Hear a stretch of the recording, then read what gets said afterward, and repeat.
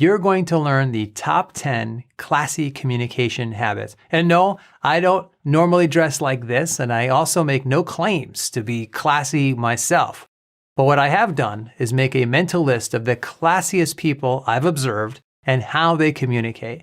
So to be clear, the word classy is not about income. This list is about qualities and how classy people act, how they handle themselves. The bottom line is anybody can be classy. Number 1, classy people use a moderate volume. They are not loud. They don't draw attention to themselves by being boisterous or putting on a big show. I'm thinking of a classy woman I know pretty well. She teaches college. She is self-controlled. She uses her inside voice, as we call it, not her outside voice. And at the same time, she's not timid, shy, or soft-spoken. She never makes you strain to hear her. She uses a moderate, clear, composed, and confident volume. Number 2, classy people have a tailored appearance.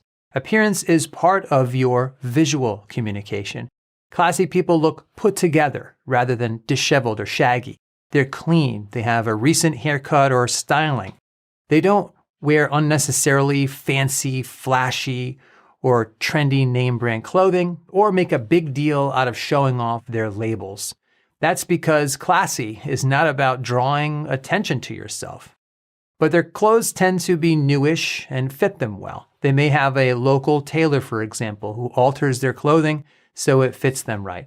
I'm thinking of a classy guy I know. He's a physician. He always dresses appropriately to fit the situation. His clothes tend to look new rather than worn out.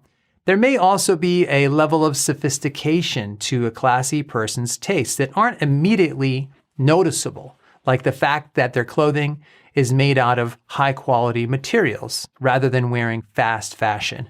Their outfit is coordinated rather than mismatched. If they're wearing jewelry, it tends to be more subtle rather than eye-catching or loud. Classy people tend to have good manners, etiquette, and respect for others. They say please and thank you.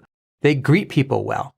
They have a good understanding of manners, especially around eating meals and occasions like socializing at parties or introducing people to each other, or how to navigate differences in social status.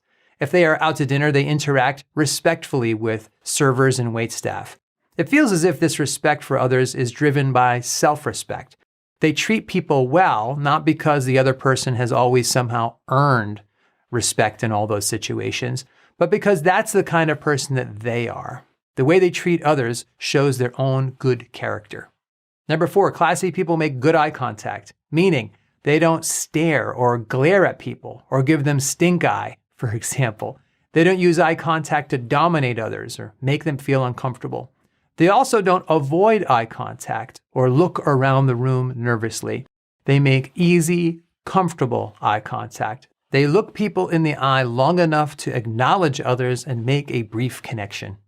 Number 5, classy people remember names. I ran into a fairly high status person I'm around occasionally who carries herself with class. She uses my name about once per conversation. I get the feeling that she's doing it as a good habit, but also as a sign of respect for me. She wants me to know that she knows me. But people like this don't overuse your name like a pushy salesperson who says your name every sentence as a way to control the conversation or pretend that they're your best friend. It's much more straightforward for classy people. They remember and use your name to communicate that you matter. Number 6, classy people take an interest in others and listen carefully. They are not self-centered. They take a genuine interest in other people, and they'll spend about as much time listening as they do talking. I know a pretty classy attorney, a good attorney. He has an interesting life, but he always asks me a lot of questions about how I'm doing. He doesn't talk much about himself unless you ask. Classy people ask you some questions about yourself to either catch up with you and how you've been doing, or as an attempt to get to know you better, what you do for a living, and learn a bit about your background as they listen carefully when you speak. Number 7, classy people pause before speaking.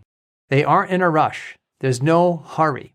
So you'll notice that when other people speak, classy people listen and even pause noticeably before talking next. I know a successful business owner and his wife, who also owns her own successful business. And I'm always amazed at how consistently they pause to make sure I've finished my talking turn. They're pausing to process what I was just saying, and they take their time to patiently form their own thoughts. That's why classy people will rarely cut others off in a conversation or interrupt. That little pause leads to lots of good communication outcomes, and it comes across as really classy. Number 8, classy people have a generally positive attitude. You'll seldom hear them complain, at least not for very long. They are not all doom and gloom. Instead, they'll spend their time making complimentary remarks and focusing on the positive aspects of the situation. They tend to be agreeable and cooperative in conversations rather than conflictual or argumentative. They may have a point of view, and if there is a problem, they'll talk about it.